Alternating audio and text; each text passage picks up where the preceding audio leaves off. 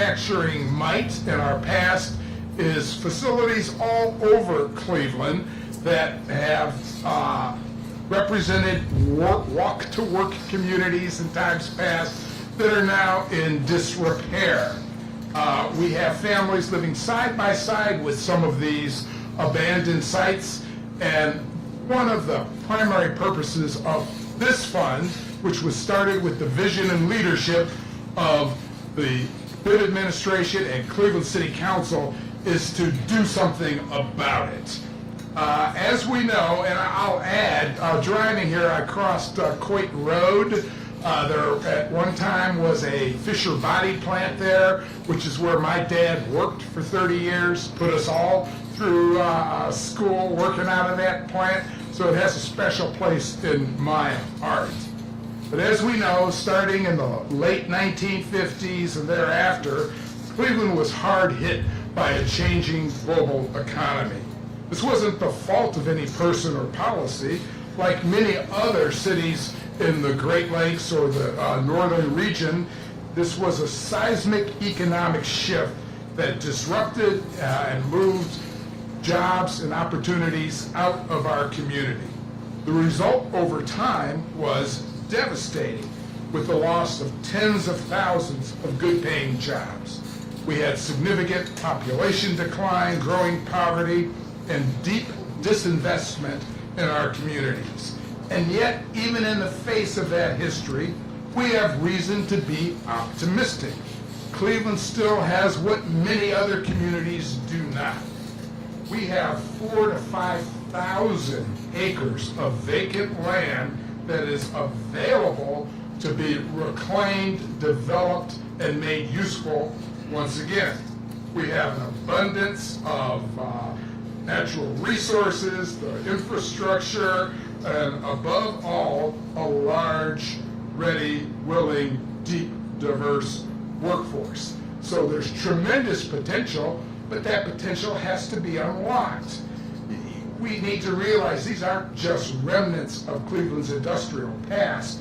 They're the foundation of an economic future for us. With the right investment and vision, these assets will give Cleveland an edge as we take advantage of those things that are right here in our own backyard. Ohio itself is already a leader in manufacturing. I don't know how many of us realize Ohio ranks third in manufacturing employment in the United States. And the Cleveland region continues to be a major force in driving that output. Thanks to bold investments from the Ohio Department of Development and Jobs Ohio, the state has been on a roll, 3 years running as a national leader in large-scale business expansions. In 2024 alone, Ohio saw nearly 600 deals totaling some $20 billion in capital investment. That's tens of thousands of jobs. But while the state has surged ahead, Cleveland hasn't always been in a position to compete. The reason? A lack of ready-to-build industrial sites. Well, you know what? We're going to change that starting today.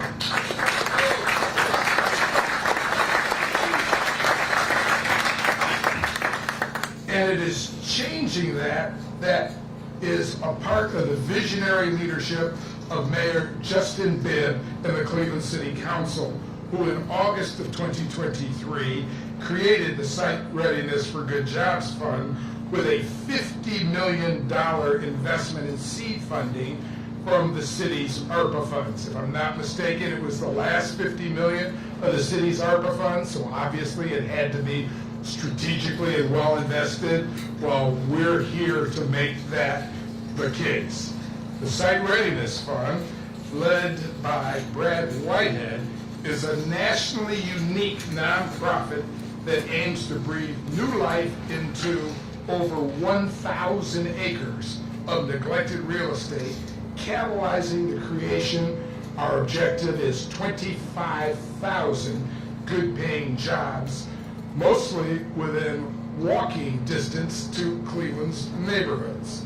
We are also about building wealth and partnership in those neighborhoods, and obviously advancing the residential and environmental quality of those neighborhoods in the process. This eyesore is about to be no more. And to tell you more about how we're going to turn it into an engine for opportunity, I have the pleasure of introducing someone who is leading the charge with vision, urgency, and a deep belief in the potential of our people. Mayor Bibb is many things: a change maker, a consensus builder, and a national voice for the next generation of urban leadership. But before all the headlines and high-level meetings, he was just a kid in the Mount Pleasant neighborhood trying to make sense of the world. And I tell you what, I can relate to that because, a couple years or so before him, I was a kid in the Mount Pleasant area trying to make sense of the world. But you know, that spirit that we both share from Mount Pleasant is one of hustle, hope, and heart. That is exactly what Justin Bibb has brought to the mayor's office. Under his leadership, Cleveland is saying yes again to growth, to innovation, and preparing our neighborhoods for jobs of the future. Cleveland's not waiting, we're moving. With that, no further ado, I'd like to bring to the podium Mayor Justin Bibb. Thank you so much, Fred. We're so lucky to have you as the chair of our Site Readiness Fund for Good Jobs. And I want to just spend a few moments of my time talking about how we got to this important moment in our city. But first I have to say to Councilman Valencic, you're probably the happiest man in Cleveland today. As he told me when I came here this morning, he's been fighting a good fight for nearly 10 damn years to get this site to be shovel ready. So thank you, Councilman Valencic, for your voice and leadership. So it was about a long 4 years ago when I was a no-name upstart candidate to become mayor of Cleveland, and I was going around town talking to key experts about what do we need to do to turn the equation from Cleveland from being a place that wasn't a destination for new talent or new investment or new jobs to us being not just a national leader, but a global leader on what America's comeback could be as we were emerging out of the pandemic. And one of the smartest folks I know in economic development is Brad Whitehead. And when I posed that question to Brad, he laid out a very simple answer. He said, Justin, it's about sites, sites, sites. The reason why Columbus, Cincinnati, Pittsburgh, Nashville were competitive coming out of the Great Recession in 2008 was they had shovel-ready sites ready to go to attract and retain good jobs back to their respective cities. And so when we received the 8th largest allocation from former President Biden through the American Rescue Plan, we wanted to make sure that we use that historic investment to make a big, bold bet on Cleveland's future. So working with Council President Blaine Griffin and City Council, we made sure that our largest allocation of funds was focused on making sure that in Cleveland's urban core, we had sites ready to go to attract good jobs. So today is not just about a brand new site for good jobs for our city. It's a symbol of hope, a symbol of opportunity, and a symbol of progress of what can happen in Cleveland when we have partners working together that prioritizes investing back in the urban core of our great city. So again, thanks for being here. I want to thank the Lieutenant Governor for being here as well. I was talking to Coach Tresso before we kicked off today's event, and we were talking about the importance of this not being a Democrat or Republican win for Cleveland or Ohio. This is about a win for cities like Cleveland across the state. And I know our new Lieutenant Governor shares that same vision for Governor DeWine. So thanks so much, and we look forward to the progress ahead. Thanks again.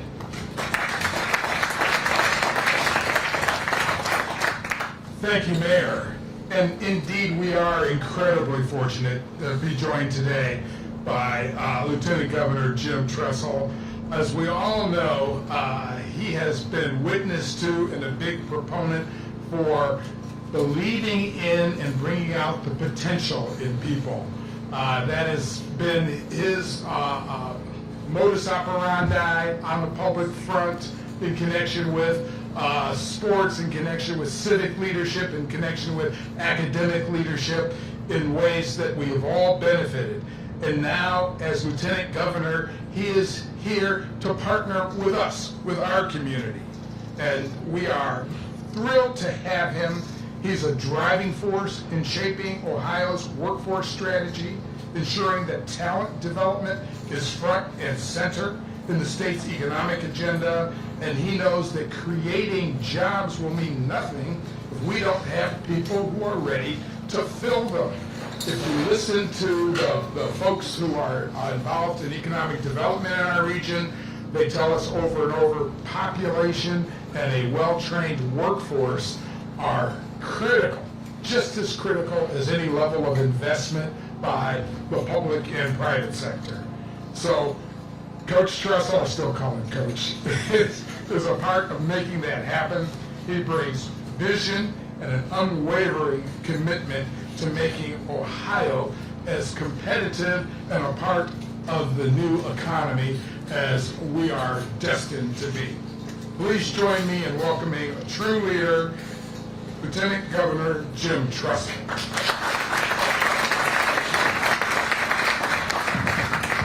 Thanks so much, Fred, and it's exciting to be here representing Governor Mike DeWine. When this project came up and they said, well, who's going to go and represent the state of Ohio on this one? I said, well, you got to let me go home. I said, Mr. Governor, you're from the Dayton, Miami Valley area, and Lydia Mahalik, Director of Development, who had a lot to do with this happening. She's from Findlay, and former Lieutenant Governor John Husted, who's now in Washington, D.C., he's a little bit busy, and he's from up in Montpelier, so there's only one good candidate to come to this event. And so I'm from right here in little old Berea, Ohio, and was an Indians fan back in the day, and Guardians now, and Cleveland Browns, and I don't know if you knew that I was the first ball boy in the history of the Cleveland Cavaliers. I don't know how many of you knew that. Back when they were, thank you. Come on, a little more applause for the Cavs. I sparked them 50-some years ago. I was the ball boy. But it is exciting to be here. And in human history, the pendulum swings. That's just the way it is. History sometimes repeats itself. Sometimes there's new history written and so forth. And I was thinking early in March on Ohio's birthday, it was our 222nd birthday. And I thought, man, I've been here for like a third of those birthdays. So has Fred. And we've seen a lot happen for those 70-plus years. And what we're seeing today is, if you think back to when we were kids and people came to Cleveland with hope, because our country was kind of built on agriculture to begin with, and if you talk to the folks in ag, they'll tell you it's still built on agriculture, and it is. But then it was that Industrial Revolution that really made us an extraordinary country. And it was cities just like this one. And it was sites just like this one.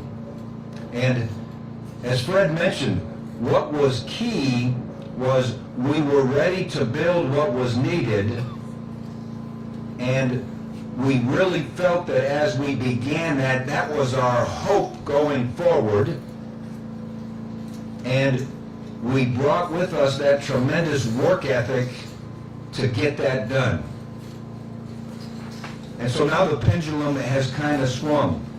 And Mayor Bibb and the group the Site Readiness Committee group, looking forward to saying, hey, you know what, we've got to get some sites ready, get some hope created, get some work ethic taught, so that we can have that swing in history be a special one in this era.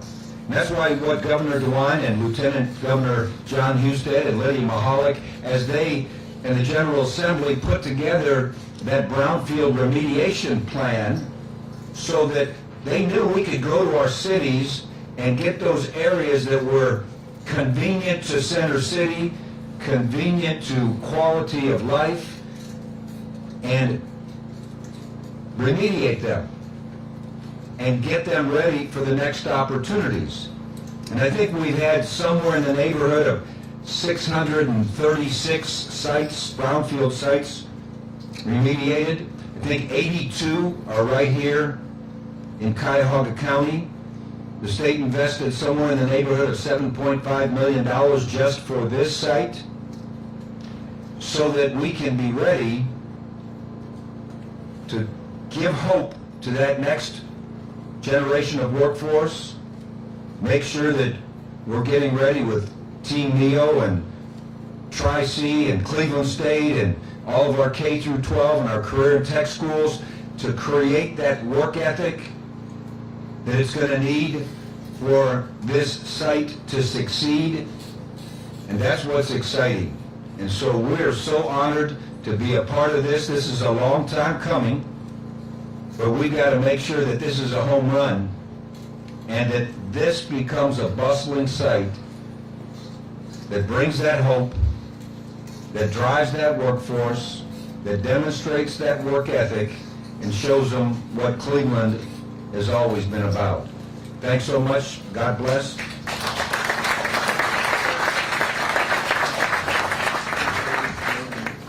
Thank you, Coach Tressel. Before we hear from the other councilmen involved, I'd like to take a moment to recognize a leader whose partnership and persistence have been critical to bringing us to this point, and that is Cleveland City Council President Blaine Griffin.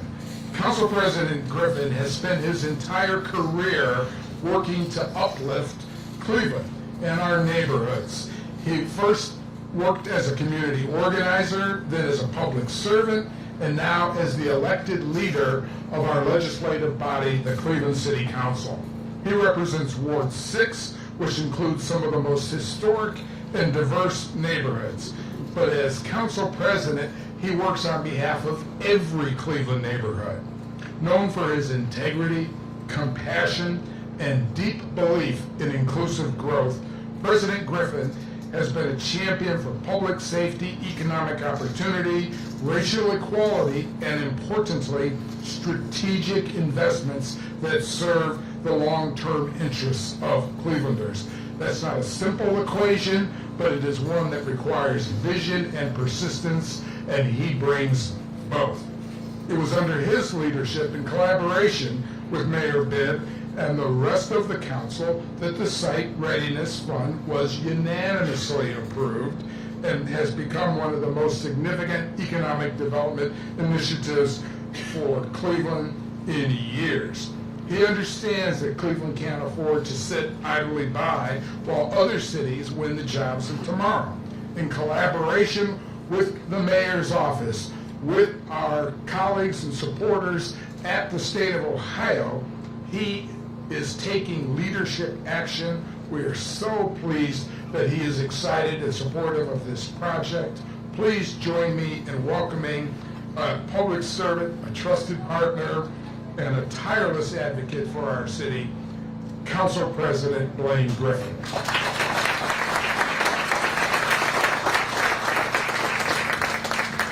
Thank you, Fred, and thank you all of the members of the dais, the administration, the governor, the lieutenant governor, my colleague, the dean, Michael Polisic, Senator Dolan, also my good friend Ricardo, and my good friend Brad Whitehead. Thank you so much for being here today. One of my favorite quotes is by a gentleman named Victor Hugo, who is the author of Les Miserables and other type of things like that, and he says something that captures this moment. Nothing is more powerful than an idea whose time has come. This has been in the works for a long time. Ladies and gentlemen, I had the opportunity this morning to meet with a bunch of third graders from CMSD. And they asked about a picture in Cleveland City Council that sits above me as I conduct the proceedings of Cleveland City Council. And I told them that it represents Cleveland's history. And I said, when you look at these works of art, you need to wonder, what is the story behind this picture? I ask all of you today to look at the story behind this picture. As Fred said, this is a city that was built for 1 million people. A city that was built for people to be able to walk to work and be able to work in manufacturing jobs. A city where all the ethnic groups from the European countries came up here, and the migration from the South to come here, worked in places like this. Ladies and gentlemen, these types of places tell a story. What is this story saying? Through the years, with neglect and disinvestment and lack of caring and all of those things, we then see the site as it is now. So to see the alignment between the administration and the Bibb administration and working closely with Cleveland City Council, who voted unanimously to make sure that we tell a different story that positions us for the future. So as I see this here today, I'm excited about what I'm seeing, because now we went from the past story to the present story of alignment to making sure that we are now looking towards Cleveland's future. A future where we have the future of work and Industry 3.0 and smart manufacturing. A future where we have clean land, where we can actually attract talent and acquisition jobs and be able to compete for things like Intel and other things like this. I don't just see this as a win for Cleveland. Even though I am the biggest booster for Cleveland, this is a win for the region, and everybody needs to apply this. On behalf of Cleveland City Council, and especially my colleagues, Councilman Michael Polensik, who you'll hear from in a minute, the Dean of Cleveland City Council, who has been working on Cleveland City Council for, I'll let him tell you, more years than I like to imagine, have been fighting to try to get this done for a long time. And my colleague, Anthony Hairston, that came to me and said, Council President, it's important that we put forth the seed money to attract the private money to make sure that we clean up the thousands of brownfields across this city. The only thing that I'm looking forward to, as my good friend Brad Whitehead said just a moment ago, that groundbreakings and tearing down buildings and demolition and cleaning up sites like this is great. But I look forward to the day where we bring the governor, the lieutenant governor, and all of the region and all of Cleveland to celebrate the economic vitality that we will see on this site in the near future. On behalf of Cleveland City Council, thank you so much.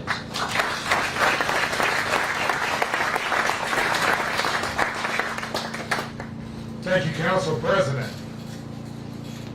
It is now my honor to introduce a public servant where if you've been awake for the past X number of years, we won't specify, you know that he is a dedicated community supporter. Cleveland City Councilman Michael D. Polensik.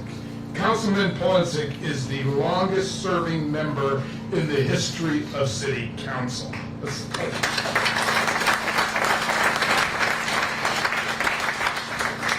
Yes, I'm going to call it. He was first elected in 1977. Indeed, there were some interesting things going on in Cleveland in the late 70s as well. He represents the city's Ward 8, which includes the most vibrant neighborhoods of North Shore, Collinwood, Nottingham Village, and parts of Glenville. These are communities he has proudly called home for a lifetime. As a graduate of Collinwood High School, where he shares the honor, along with my dad, of being a member of the Collinwood Hall of Fame, shameless plug, he is known across the city for his tenacity, his straight talk, him calling it as he sees it, regardless of who may or may not like it, and an unwavering support for the people. His life is obviously an example of his commitment to serve. He's a fighter for neighborhoods. He's been a fighter for public safety. He's been a leader on making sure that quality city services are available for our residents. And over the decades, he's been instrumental in securing capital investments, supporting youth and senior programs, preserving our historic institutions, and most importantly, giving a voice to residents who would otherwise go unheard. But beyond the titles and the tenure, what sets Councilman Polensek apart is his obvious deep-rooted love of this community and his